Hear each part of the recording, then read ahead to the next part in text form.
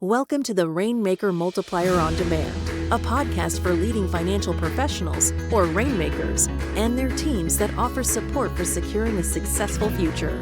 From marketing help to staffing structure, listen and subscribe for actionable insights from advisors and skilled professionals alike.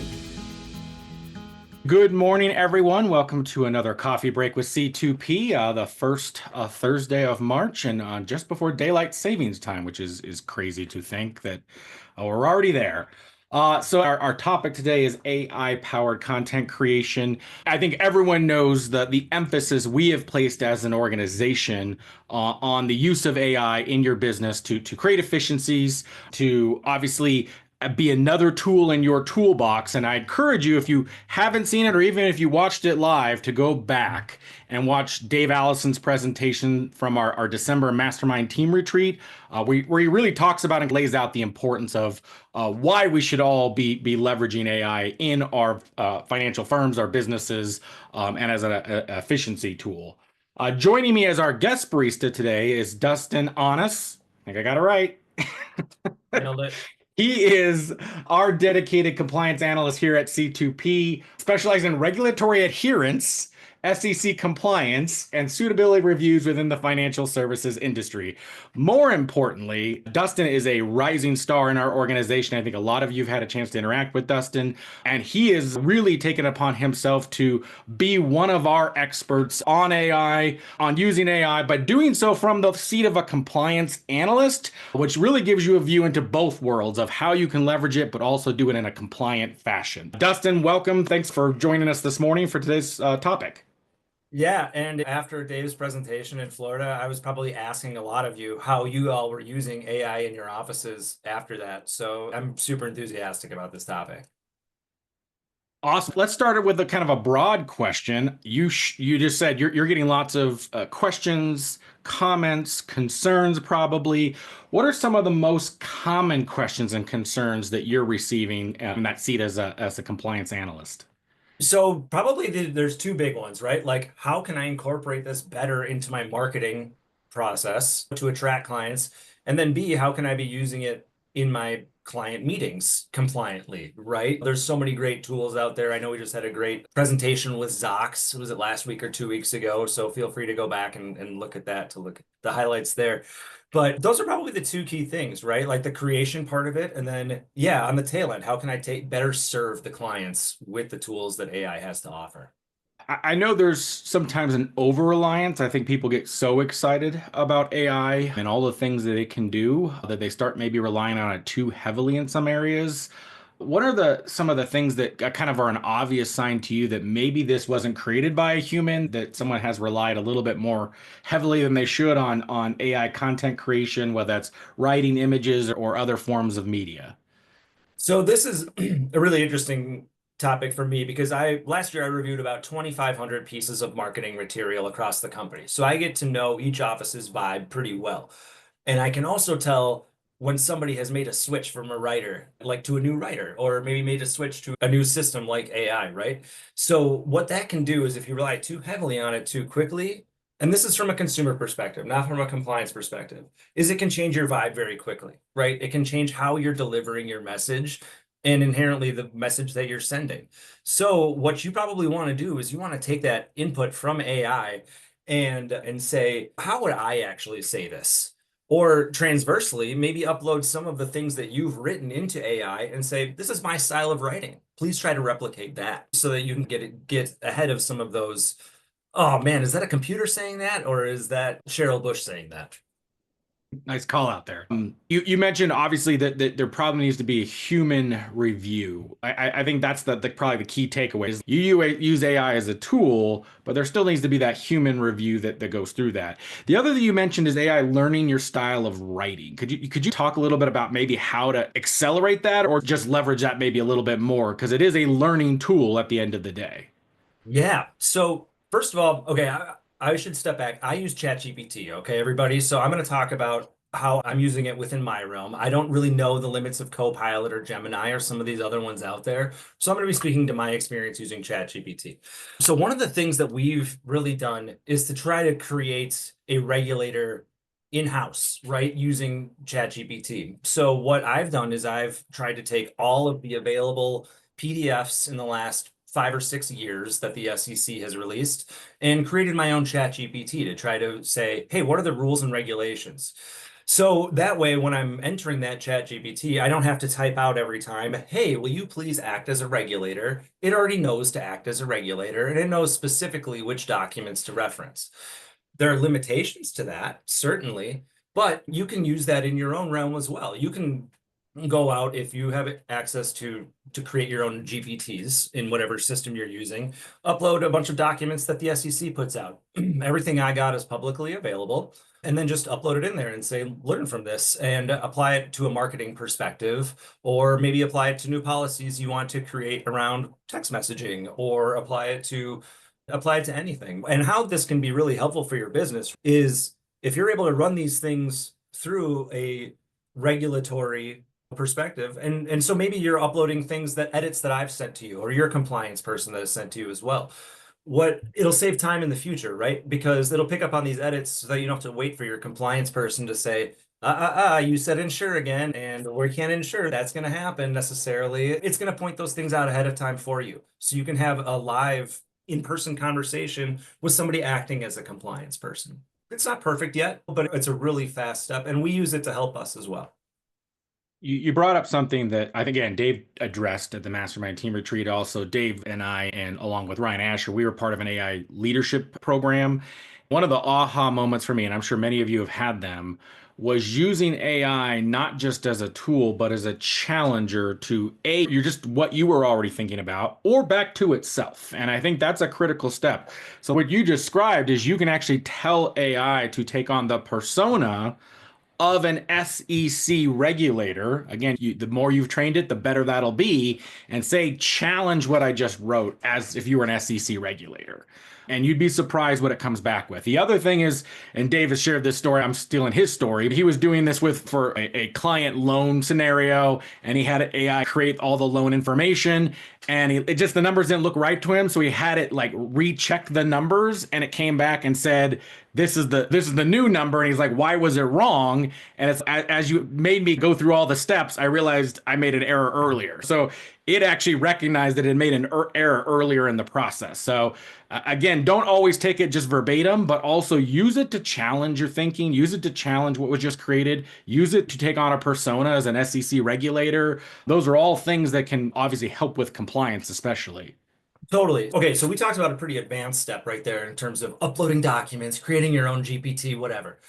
Okay, if you want to go implement this right now, you've got a document, do what Kalem just said and say, act as a SEC regulator reviewing something for sales material review. Always frame the GPT before you're going to do it. Add as much detail as you possibly can because the results are going to be that much better. Just like if you were sitting across the table trying to explain to somebody, hey, can you give me an answer to this really quick? The more context, the better.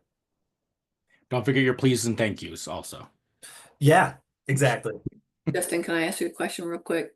100%. Yeah. Go ahead, Julie. So would you recommend that we upload like our compliance manual, like C2Ps or Prosperities? We just go in there and just say, learn it and not necessarily have to use it that second, but it will always have that in everything that I'm doing if I'm asking it to type something. Correct. I would say, hey, this is the company I work for's compliance manual. Please learn this. Title it. Say, this is the PCA compliance manual. I might ask you to reference the PCA compliance manual from time to time because we're going to maybe have slightly different processes than what the SEC might say. We might have slightly different standards, things like that. Or we'll be able to translate what the SEC's guidelines are into how you can apply it to your business. Something that we're doing as well. We're uploading our own documents in there to test the regulatory strength of them when making changes based on what GPT says as well. That brings us to a good point of we're talking about uploading documents. Again, some of the stuff we are talking about is especially when you start talking about custom GPTs and stuff, that's a little more advanced, though you can actually use AI to teach you how to do it. What are some things we should never upload or put into AI? Because there is a red line that we definitely want to be aware of, and probably some gray lines too that are a little iffy. But what is those kind of things that never ever from a compliance standpoint should be put into a GPT? Your client's personal information, PII. That's really the hard and fast line. We can't guarantee what's going to happen with that information yet. So let's keep it out of there. You're more than welcome to ask it how to talk to it. You're more than even welcome to ask generalization questions. My client has about X amount of dollars in this. My client has about X amount of dollars in that. But we don't want to throw out any specifics, no email addresses, no spreadsheets with email addresses and things like that. If you need help organizing this data, ask it how to do it. Don't upload the data in there and have it do it themselves. Does that make sense, Kalem? 100%. Yeah. I think PII we're all aware of. Is there anything outside the realm of PII that you can think of? Because I think PII is something we're all should always be very cognizant of and careful with. In terms of uploading, I wouldn't be too concerned about that. That being said, I still would be double checking your outputs on that kind of stuff. Just making sure that what it's coming up with, you mentioned Dave's example on the facts, right? If we're producing marketing content, we still need to have quality sources attributed to everything that's in there. So you're going to have to ask ChatGPT to come up with the sources for you, or you're going to have to go out and find your own for things like that. And there is another red line I would just mention, and that is this. At the end of the day, I don't personally, and I know I'm not alone, I don't trust any of these companies truly. So anything that you don't want shared with the wide world, I would not put in there. Even if you've toggled off, don't learn on my data, or share my data as part of the machine learning. At the end of the day, we don't know truly where all of this goes. It's a little bit of a black box. And if you have personalized IP, that's something we've been very hesitant to put into ChatGPT, is a lot of our personalized IP and stuff. So just those are other things I would be cognizant of. You probably have a little bit of a red line there. Again, that might be more of a gray area, but just anything personalized to you, your business, anything you wouldn't truly want shared on the internet effectively, or like you wouldn't share on the internet. Yeah, you're right. If I'm taking off my compliance hat and putting on my business owner hat, I would probably be hesitant as to putting in pertinent information about my business directly into GPT. Ask questions about how you can use the information you have, but don't have GPT do it for you. The SEC is not known for its speed in all areas. I know a lot of you are leveraging various AI tools, and we have obviously a responsibility as a compliance department here at PCA to have an understanding of what those tools are.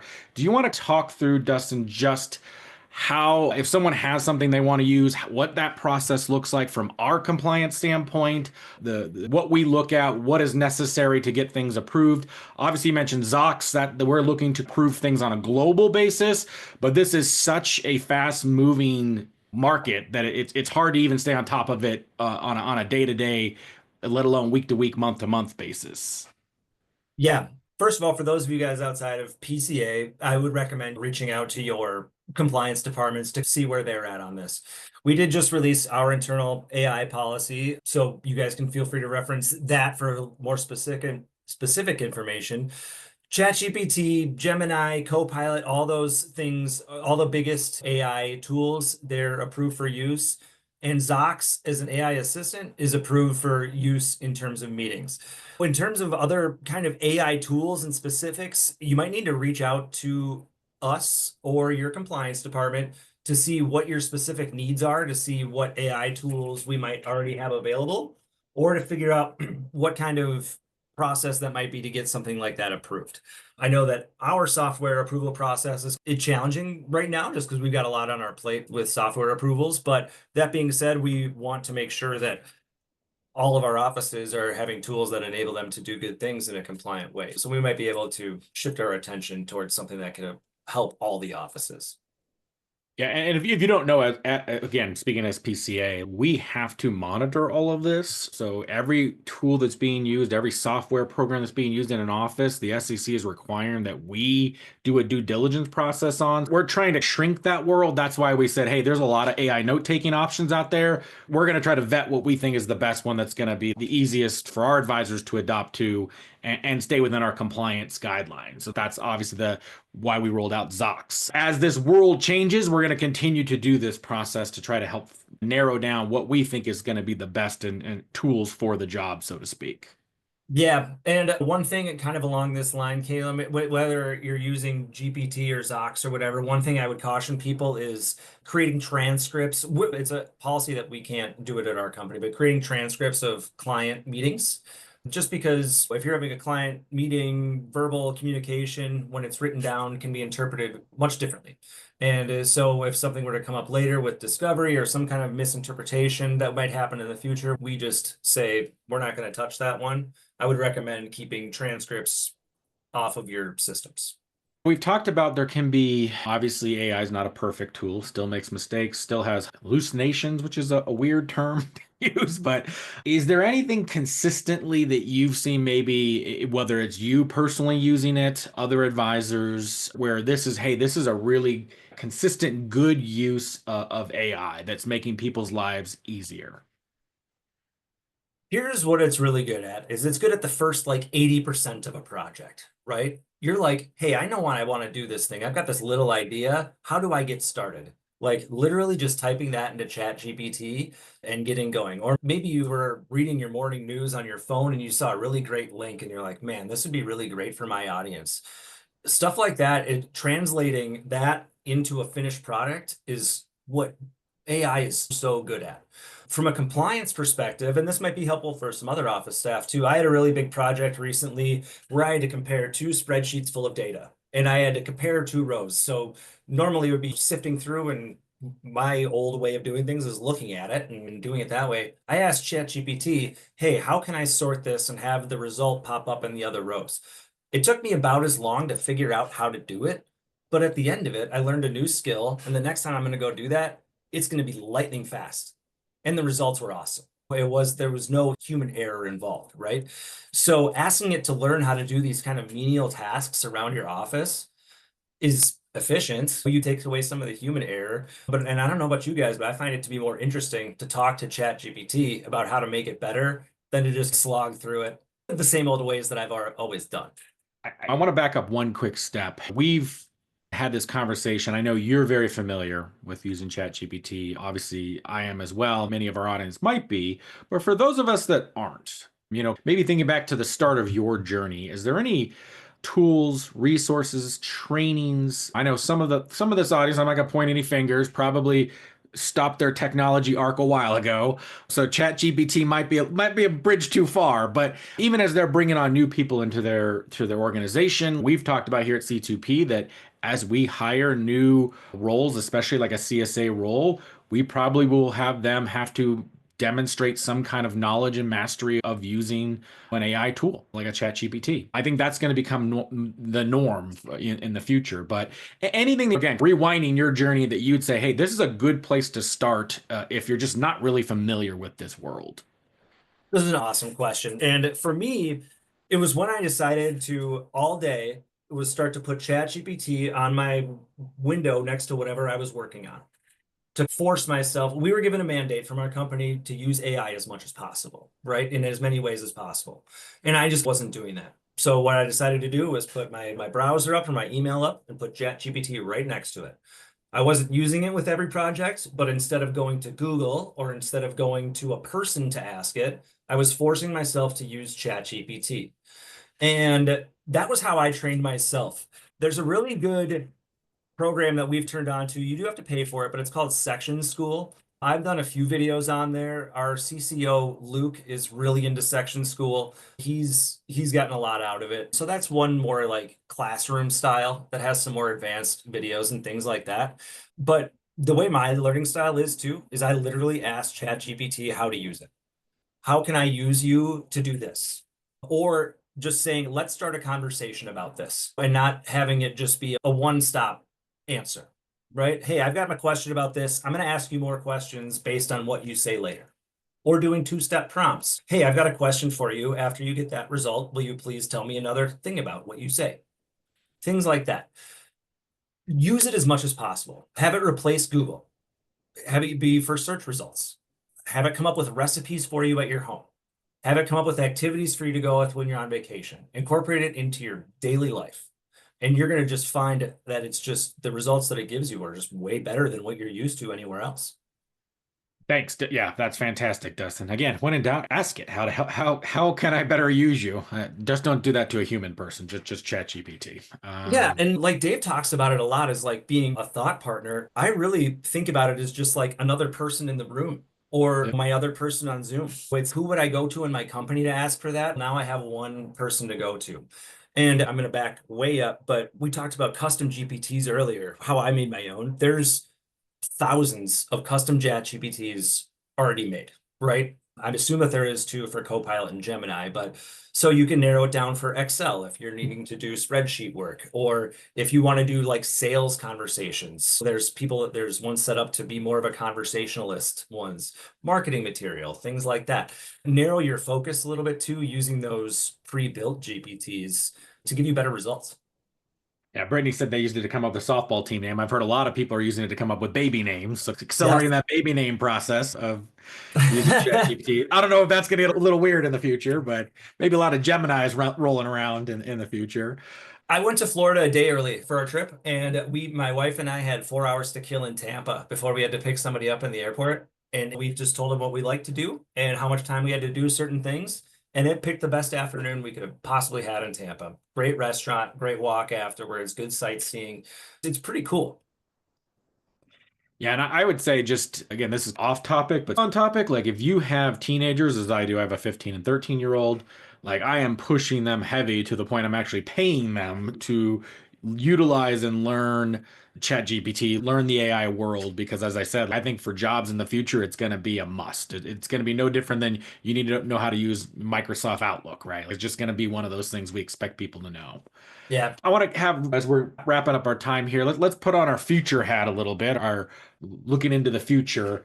Do you see compliance regulations evolving with AI usage? Do you think the SEC is going to move a little quicker on this stuff? Do you think, what are some things that maybe advisors can do now to maybe stay ahead of potential changes coming down the road?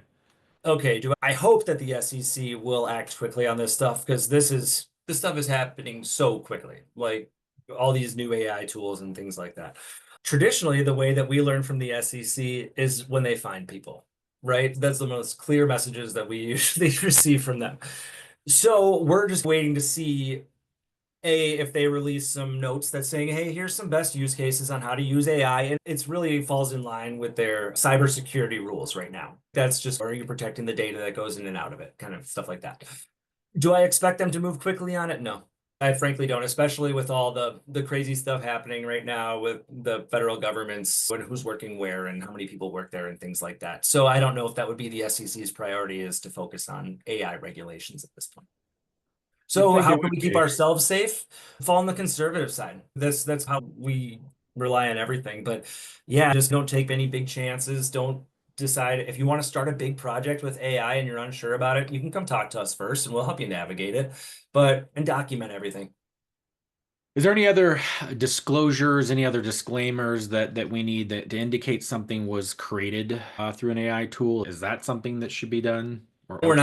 We're not exactly there yet, Kalem. That being said, I think that we're going to get there. I think that we will probably need to tell people, hey, there was some AI assist in creating this material, especially when it comes to, we're going to get to a point where you guys are going to be making podcasts through a computer, not through sitting down for an hour and talking to each other. Like, it's probably going to be important that the client or the listener understands that was a computer, not you. But we're not quite there yet. This is a fast-moving world, right? Like this, especially the AI stuff. I feel like ChatGPT just put out another engine, just was like last week. So it's just constantly evolving. I think one kind of parting thought here is right now, a lot of the first step is to focus on getting this finished product, or you've got one task and you want to get a finished product for that task. The kind of way to get the best results out of GPT or AI that I found is to turn that towards your processes. Right? Figuring out how you can improve your processes to make every task that you complete a better one. I think we touched on this a little bit, maybe more specifically you could address it. Do you encourage citing AI if you used it to create a presentation, or do you use AI to include the sources that it used for that presentation? This is a really good question for sourcing. So if AI comes up with some information, it comes up with some stats, but it doesn't have a source, then I would ask it to provide that source for you. Say, hey, where did you find this information? The specific piece of information, and use that on there. PCA doesn't require you to say, hey, this slide or this piece of information was generated by AI. That being said, we would not accept AI as a source. We wouldn't say, oh, hey, Copilot said this, so that's okay. That's not good enough for us. You would still need to verify that information through a reputable source. Once again, thank you, Dustin, for joining us today and your wealth of knowledge around this topic. Thanks all for joining us today. Appreciate you joining us for another coffee break with C2P, and have a wonderful finish to your week. Thanks for tuning in. This podcast was brought to you by C2P, an organization whose purpose is to educate, train, grow, and support holistic financial advisors so families can achieve true prosperity. Never miss an episode by subscribing now to discover new resources and strategies. Visit c2penterprises.com to learn how we can help scale and secure your business. At the time of delivery and any subsequent publishing, information was deemed reliable, but is subject to change by the time of listening or viewing. The contents of this piece include options and projections of C2P, are subject to change, and are for informational purposes only. The information provided in this presentation is not intended to be individual investment, tax, or legal advice.